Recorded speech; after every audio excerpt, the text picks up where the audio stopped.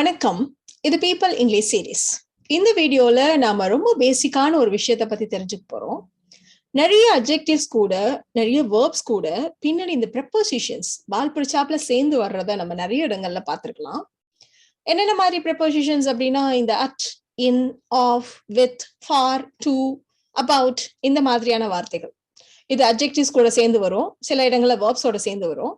So அட்ஜெக்டிவோட சேர்ந்து வர்றதை நம்ம வந்து அட்ஜெக்டிவ் ப்ரெப்போசிஷன் கொலோகேஷன் அப்படின்னு சொல்லுவோம். ஸோ கொலோகேஷன் அப்படின்னா காலங்காலமா மக்கள் இந்த மாதிரி காம்பினேஷன்ல தான் பேசிட்டு இருக்காங்க.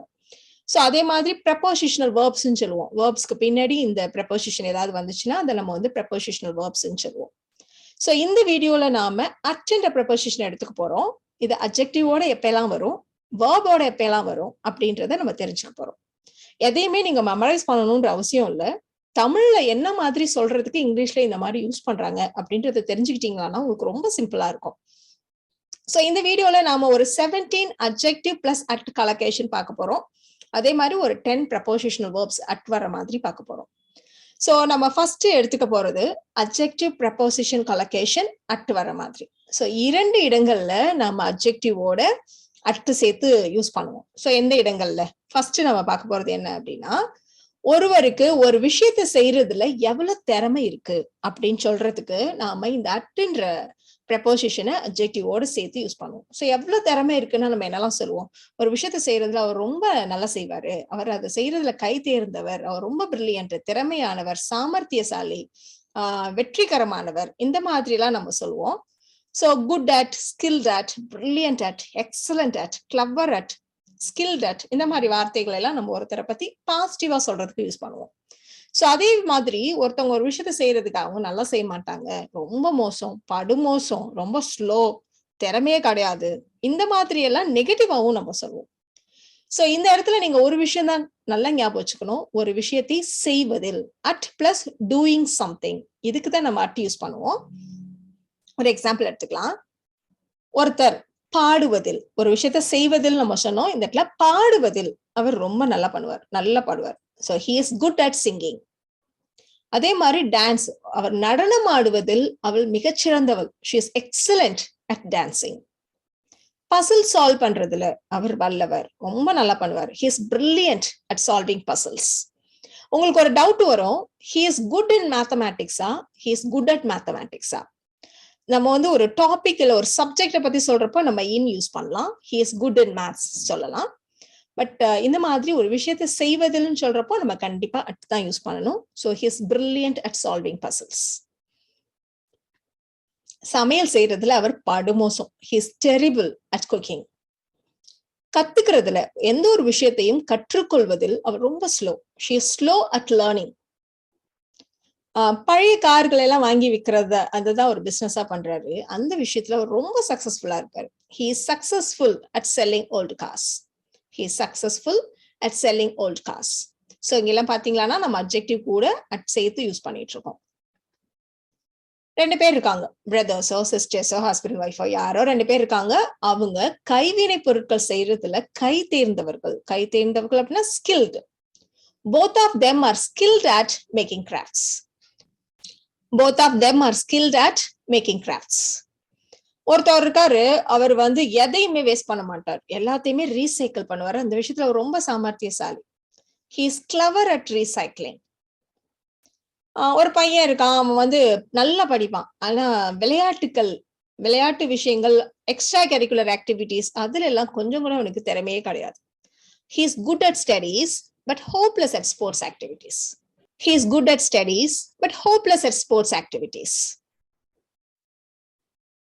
இப்போ நாம அட்ஜெக்டிவ்ஸ் கூட அட் வர்ற இரண்டாவது விஷயத்தை பார்க்க போறோம். எப்போ அப்படின்னா ஃபீலிங்ஸ் அண்ட் எமோஷன்ஸ் பத்தி பேசுறப்போ, ஒரு விஷயம் என்னை கோபப்படுத்தியது, எரிச்சல் மூட்டியது, அப்செட் ஆக்குனுச்சு, இந்த மாதிரி எல்லாம் சொல்றதுக்கு நாம அட்ன்ற இந்த ப்ரெப்போசிஷனை அட்ஜெக்டிவோட சேர்த்து யூஸ் பண்ணுவோம். For example angry at, furious at, annoyed at, upset at, இதெல்லாம்.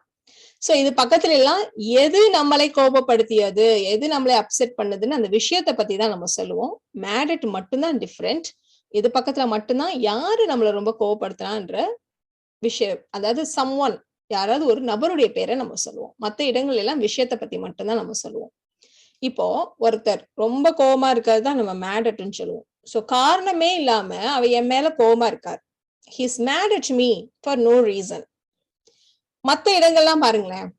அவன் பேசுற விதத்துல அவள் எரிச்சல் அடைந்தாள். அதனாலதான் அவ எரிச்சலா இருக்கா. She is annoyed at the way he talks. So இந்த இடத்துல பாத்தீங்கன்னா at something பொருத்தி பாருங்க. நம்ம நபரை பத்தி பேசல, எந்த ஒரு விஷயம் அவளை எரிச்சல் மூட்டியதுன்னு தான் நம்ம சொல்றோம். So she is annoyed at the way he talks.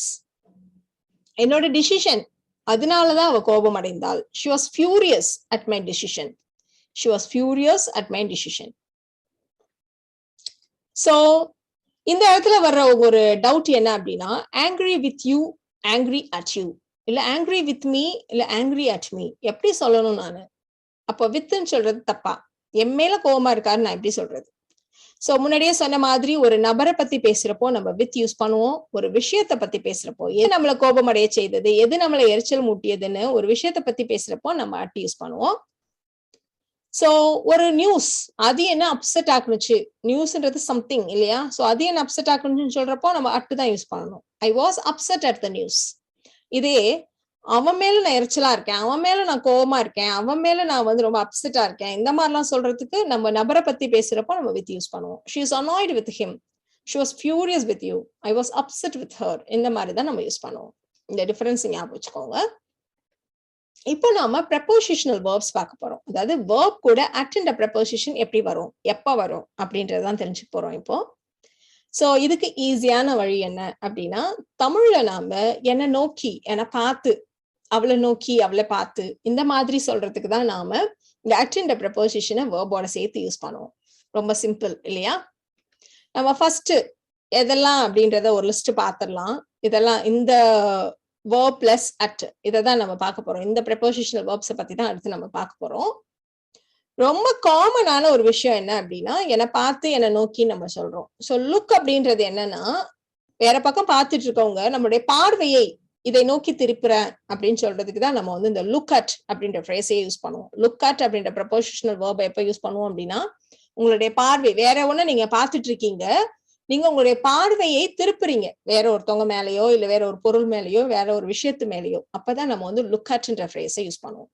So அவன் வந்து வேற எங்கேயோ பார்த்துட்டு இருந்தான், வானத்தின் பக்கம் தனது பார்வையை திருப்பினான். He looked at the sky. அதே மாதிரி வேற எங்கேயோ பார்த்துட்டு இருக்கவங்களே இங்க பாரு, இந்த பறவையை பாரு அப்படின்னு நம்ம சொல்றோம்னா இன்னொருத்தவங்களுடைய பார்வையை திருப்பு, இந்த பக்கம் திருப்புன்னு சொல்றதுக்கு தான் நம்ம அப்படி சொல்றோம். So look at the bird. அதே மாதிரி குயிக்கா பாக்குறது, அதுதான் நம்ம வந்து கிளான்ஸ்ன்னு சொல்லுவோம். சோ அதே மாதிரி பாக்குறது தான். சோ வேற எங்கேயோ பார்த்துட்டு இருந்தவன் தன்னுடைய பார்வையை கை கடிகாரத்து பக்கம் திருப்பினான். சோ டக்குன்னு ஒரு பார்வை பார்ப்போம் இல்லையா, நம்ம சடனா சின்னதா ஒரு பார்வை, அதுக்குதான் கிளான்ஸ்ன்னு சொல்லுவோம். He glanced at his watch. He glanced at his watch. இப்போ நம்ம பார்த்து நோக்கின்னு சொன்னோம். அவ என்ன பார்த்து கத்துனா, என்ன பார்த்து கத்துனா. She shouted at me. இல்லைன்னா she yelled at me, எப்படி வேணா சொல்லலாம். சோ என்ன பார்த்து கத்துனா, என்ன நோக்கி கத்துனா. She shouted at me, இல்லைன்னா she yelled at me. இதுல எல்லாமே நம்ம ரொம்ப சின்ன சின்ன சென்டென்சஸ் தான் யூஸ் பண்ணிருக்கோம். ஏன்னா நம்மளுடைய அப்ஜெக்டிவ் இந்த இடத்துல எந்த verb கூட இந்த அட்ன்ற preposition சேர்த்து யூஸ் பண்ணணும், ஏன் யூஸ் பண்ணணும்ன்றதை தெரிஞ்சுக்கிறது தான். சோ அவர் என்ன பார்த்து சிரிச்சார், ஸ்மைல் பண்ணார். He smiled at me. ஒரு ஆக்ட்ரஸ் இருக்காங்க, வெளில வராங்க, அங்க கூட்டமா நிக்கிறாங்கன்னா அவங்கள பார்த்து அவங்களை நோக்கி கையசைக்கிறாங்க. சோ டாட்டா காட்டுற மாதிரி கையசைக்கிறதா நம்ம வந்து வேவ்னு சொல்லுவோம். The actress waved at the crowd. The actress waved at the crowd. அடுத்தது அவர் பேப்பர் வெயிட்ட என் மேல தூக்கி போட்டார், இல்ல என்னை பார்த்து தூக்கி போட்டார், என்னை நோக்கி வீசினார், இப்படி நம்ம சொல்ல போறோம். த்ரோக்கு பாஸ்ட் இஸ் த்ரூ இல்லையா? So he threw the paper weight at me. நம்ம யூஷுவலா எங்கிட்ட தூக்கி போடு அப்படின்னா throw it to me அப்படித்தானே நம்ம சொல்லுவோம். He threw the paper weight to meன்னு சொல்லக்கூடாதா அப்படின்னா, இப்போ நம்ம ஒரு பொருளை தூக்கி போடுறப்போ இந்த புடிச்சுக்கோ அப்படிங்கிற மாதிரி நம்ம தூக்கி போட்டோம் அப்படின்னா நம்ம to அப்படின்ற preposition சேர்த்து யூஸ் பண்ணுவோம். He threw the paper weight to me அப்படின்னா அவர் போடுறது எனக்கு தெரியும், புடிச்சுக்கோ அப்படின்ற மாதிரி தூக்கி போடுறார் அப்படின்னு அர்த்தம். என்ன அட்டாக் பண்ற மாதிரி என் மேல எரியணும் அப்படிங்கிறதுக்காக எரியறார் அப்படின்னா அப்ப நாம he threw the paper weight at me அப்படிதான் நம்ம சொல்லணும். சோ அடுத்தது ஒருத்தவங்க உன்னை பார்த்து கை நீட்டுறாங்க, இவதாங்கிற மாதிரி பாயிண்ட் பண்றாங்க. சோ ஏன் உன்னை பார்த்து கை காட்டினா, ஏன் உன்னை சுட்டி காட்டினா? Why did she point at you? Why did she point at you? அவர் என்ன பார்த்து முறைச்சாரு. He stared at me. அவர் என்ன பார்த்து முறைச்சார். He stared at me. யாராவது தெரிஞ்சவங்களை பார்த்தா தலையசைப்போம் இல்லையா? nod. அவ என்னை நோக்கி தலையசைச்சா. போற வழியில யாராவது பார்த்தா தலையாட்டுவோம் இல்லையா? சோ அவ என்னை நோக்கி தலையசைச்சா. என்னை பார்த்து தலையாட்டினா. She nodded at me. She nodded at me. நம்ம வந்து ஏதாவது பொய் சொல்லிட்டோம் அப்படின்னா அது சும்மாதான் அப்படின்னு சொல்ற மாதிரி கண்ணடிப்போம் இல்லையா? சோ கண்ணடிக்கிறதுக்கு நிறைய இடங்கள் இருக்கு கண்ணடிக்கிறதுன்றது. சோ என்னை பார்த்து கண்ணடிச்சா. Winked at me. So blink and wink difference தெரியணும். blink அப்படின்னா சும்மா கண்ணை சிமிட்டுறது, படபடன்னு கண்ணை சிமிட்டுறது. விங்க்ன்றது கண் அடிக்கிறது. சோ அவ பொய் சொல்லிட்டு என்னை பார்த்து கண்ணடிச்சா. She lied and winked at me. She lied and winked at me. So என்னை பார்த்து என்னை நோக்கி, அதுக்கு தான் நம்ம அட்ன்ற ப்ரெபோசிஷனை சேர்த்து யூஸ் பண்ணிட்டே இருக்கோம். சோ ஒருத்தர் ரொம்ப ஃபன்னியா ட்ரெஸ் போட்டிருந்தாரா, அதனால எல்லாரும் அவரை பார்த்து சிரித்தனர். எல்லாரும் அவரை பார்த்து சிரிச்சனர். His dress looked funny and everyone laughed at him. இப்போ நாம ஒரு முக்கியமான டிஃபரன்ஸை பத்தி தெரிஞ்சுக்க போறோம். சில இடங்கள்ல அட்டு சேர்க்காமையும் சில வேர்ப்ஸை யூஸ் பண்ணுவோம், அட் சேர்த்தும் யூஸ் பண்ணுவோம். ஏன் அப்படி சேர்க்கிறோம் அப்படின்றத இப்போ ஒரு எக்ஸாம்பிளோட தெரிஞ்சுக்கலாம். ஒருத்தவங்க ஒருத்தரை சுட்டாங்க, ஷூட் பண்ணாங்க அப்படின்னு சொல்ல போறோம். ஸோ அப்படின்னா என்ன அர்த்தம்? அவங்கள ஷூட் பண்ணிட்டாங்க, அவங்க வந்து ஷூட் பண்ணாங்க, தோட்டா பாஞ்சிருச்சு அப்படிங்கிறப்போ she shot him, அவ்வளவுதான். இந்த இடத்துல நம்ம அட் சேர்க்க மாட்டோம். ஆனா அவ அவனை நோக்கி சுட்டாள் அப்படிங்கிறப்போ அவனை நோக்கி சுட்டா, ஆனா அவன் வந்து தோட்டா பாஞ்சிச்சான்னு தெரியாது.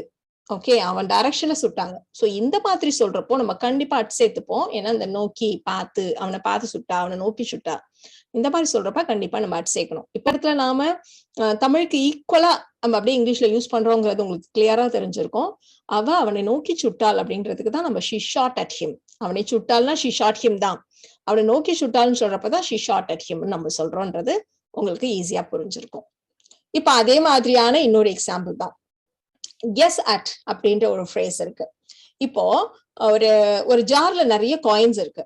நீங்க வந்து அந்த காயின்ஸ் எவ்வளவு இருக்குன்னு கொஞ்சம் கெஸ் பண்ணுங்க பாப்போம் அப்படின்னு நம்ம ஒருத்தவங்கள சொல்றோம். அவங்க கரெக்டா சொல்லணும்னு அவசியம் இல்லை. நீங்க எங்க சொல்லுங்க பாப்போம், என்ன இருக்குன்னு கெஸ் பண்ணுங்களேன் பாப்போம். இந்த மாதிரி சொல்றதுக்கு தான் நாம guess atன்ற phrase யூஸ் பண்ணுவோம். just guess at the number of coins in the jar. just guess at the number of coins in the jar. அதே மாதிரி ஒருத்தவங்க எனக்கு சரியா தெரியலங்க உங்களோட ஏஜ், நான் வேணா சும்மா கெஸ் பண்றேன் அப்படின்னு சொல்றதுக்கு I can only guess at her age. சும்மா என்னால கெஸ் தான் பண்ண முடியும் சொல்றேன். I can only guess at her age. இப்போ ஒரு விஷயத்த நான் கரெக்டா கெஸ் பண்ணிட்டேன்னு வச்சுக்கோங்களேன், அப்ப நம்ம இந்த அட்ன்ற வார்த்தையை சேர்க்கணும்ன்ற அவசியம் இல்லை. So I tried to guess at her age அப்படின்னா நான் அவரோட ஏஜ் நான் யூகிக்க ட்ரை பண்ணேன். பட் நான் வந்து சக்சஸ் ஆனிச்சான்னு தெரியாது, நான் கரெக்டா சொன்னேன்னு தெரியாது. சோ கரெக்டா சொல்லாதப்போ நான் வந்து சும்மா கெஸ் பண்ணினேன் அப்படின்றதுக்கு I tried to guess at her age. கரெக்டா கெஸ் பண்ணிட்டேன் அவளோட ஏஜ் அப்படின்னு சொல்றதுக்கு நம்ம அட்ன்ற வார்த்தையை சேர்க்க மாட்டோம். ஐ கெஸ்ட் ஹர் ஏஜ் கரெக்ட்லி, அவ்வளவுதான். சோ இந்த ஃப்ரேஸை நீங்க கொஞ்சம் தெளிவா தெரிஞ்சுக்கணும். சோ இந்த வீடியோல நாம இந்த அட்ன்ற ப்ரெபோசிஷனை எப்பெல்லாம் அட்ஜெக்டிவோட சேர்த்து யூஸ் பண்ணுவோம், எப்பெல்லாம் வேர்போட சேர்த்து யூஸ் பண்ணுவோம் அப்படின்றத தெரிஞ்சுக்கிட்டோம். இந்த வீடியோ உங்களுக்கு யூஸ்ஃபுல்லா இருக்கும்னு நினைக்கிறேன். Thank you so much.